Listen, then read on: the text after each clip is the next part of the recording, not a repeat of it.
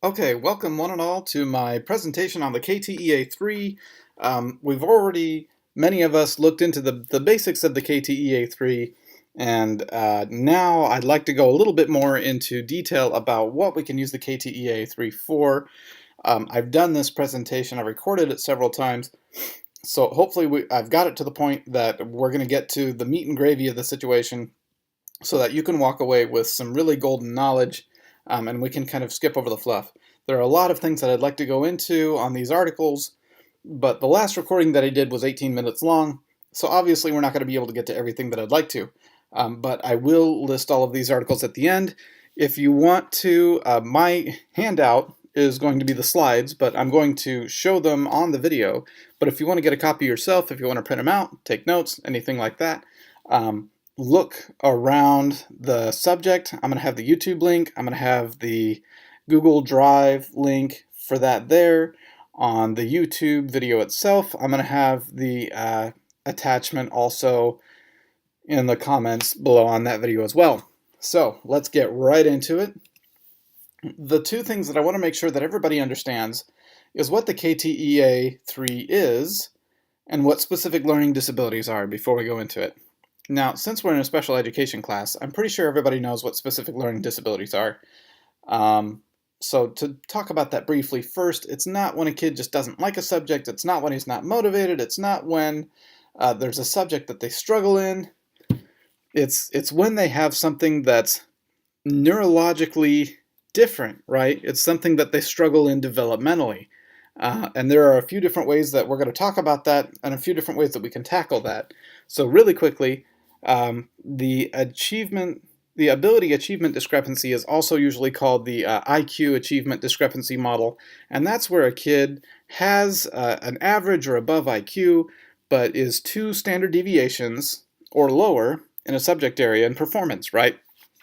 So this kid has failed a couple of courses, and now somebody has said, now wait a minute, maybe we should have this kid tested. With the response to intervention, that's a newer school of thought to say, okay, well, let's test everybody. Let's find the kids that are at risk of doing poorly, and let's address that now. Let's give them some extra attention. Let's give them group sessions or whatever else. You know, we can give them what they need. The third one that an article that I was looking at goes into is called a pattern of strengths and weaknesses approach. So if you want to know more about that, this is the utility of KTEA 3 error analysis for the diagnosis of specific learning disabilities article. You'll recognize it at the end. We're going to go ahead and go to that. Going back to the Kaufman test of educational achievement, hopefully you recognize that that's the KTEA 3. Originally, I was going to try and cover the history and development of the KTEA 3, but to cover it very briefly, it was developed back in the 70s. Back then it was called the KABC by Alan and his wife Nadine Kaufman. They're both incredibly bright and incredibly hard-working people because they've developed this over the decades from the KABC to the KTEA 3 that we know today.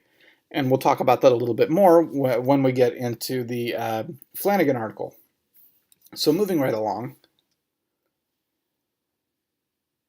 the first article that I want to talk about is called Do Achievement Factors Change Across Development? An investigation with the KTEA 3. This is by Jason R. Parkin. And the basic question that he had involves the relevancy for the KTEA 3 across so many different age groups. You can use this assessment for anyone age 4 to, I think it was 24 or 25. And that's huge. That is a huge number of people. And so this seems like a valid question. Kids develop differently in the early years. We know that there's more variance among different reading and writing skills across the board in younger years than in their older years. And we can back that up with statistics, and the article does so. So if you want to look into that, please look into that. The research itself, this article, used a number 1,727 kids, grades K through 12, to test to see if the KTEA 3 really works. And the spoiler alert, you've all seen it, it does. It works, it's fantastic. So we've established this kind of baseline over several different articles, and we're not going to have time to go into all of them, that the KTEA3 is a wonderful tool to use for basic assessment needs across all kinds of different age groups. The question then is, can we use it for more? So getting into the next article, it's called Beyond the Mask, Analysis of Error Patterns on the KTEA3 for Students with Giftedness and Learning Disabilities. And you've probably already read this. This article has 10 authors, so I'm not going to list all of them. But this is a really great article, and there are a lot of people that have put a lot of time into this. Basically, they had 3 research questions, which really comes down to, we have these kids that are gifted, we have these students that have learning disabilities, and then we have these students that are kind of stuck in this ethereal place where they need help, but they can't really get it, and it's really hard to identify them. And the Beyond the Mask, what that means is that these kids that are gifted, they have this higher order thinking, but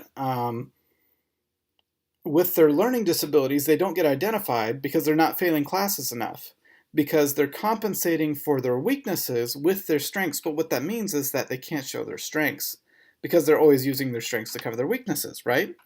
So can we use the KTEA3 to identify those kids that are both gifted and learning disabled? And what they found is that yes, but kind of.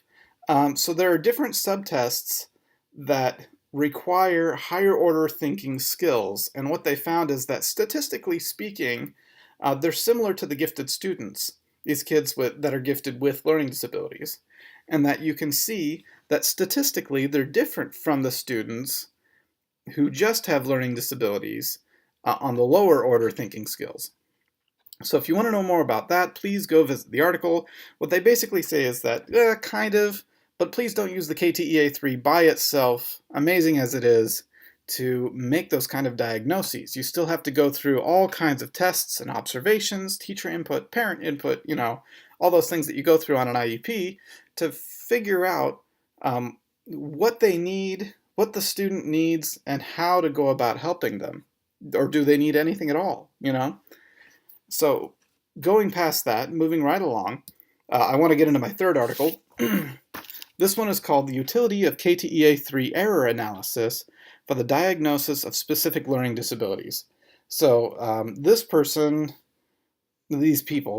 is Don P. Flanagan, Jennifer T. Mascolo, and Vincent C. Alfonso.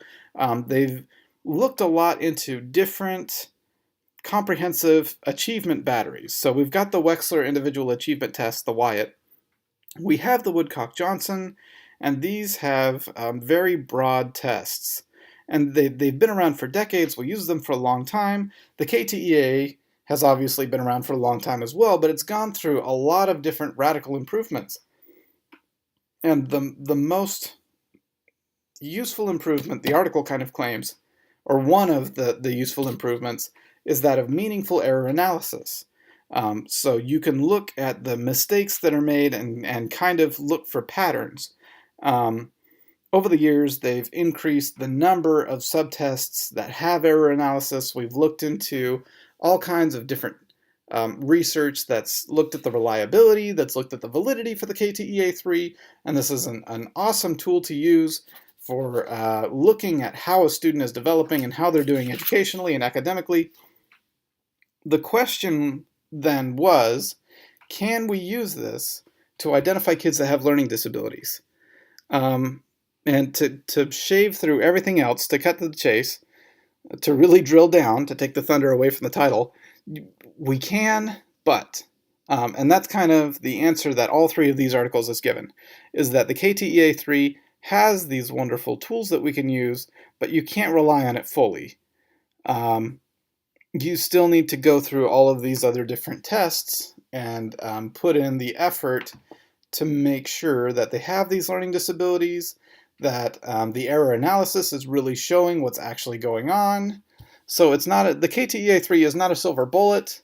It's not an end-all, be-all, as much as we'd like to find that. So until then, we're going to be trying to help all these kids that have to go through these hours and hours and hours of testing to get these diagnoses so that they can get the help that they need, or so that we can understand that they don't necessarily need all of that extra help.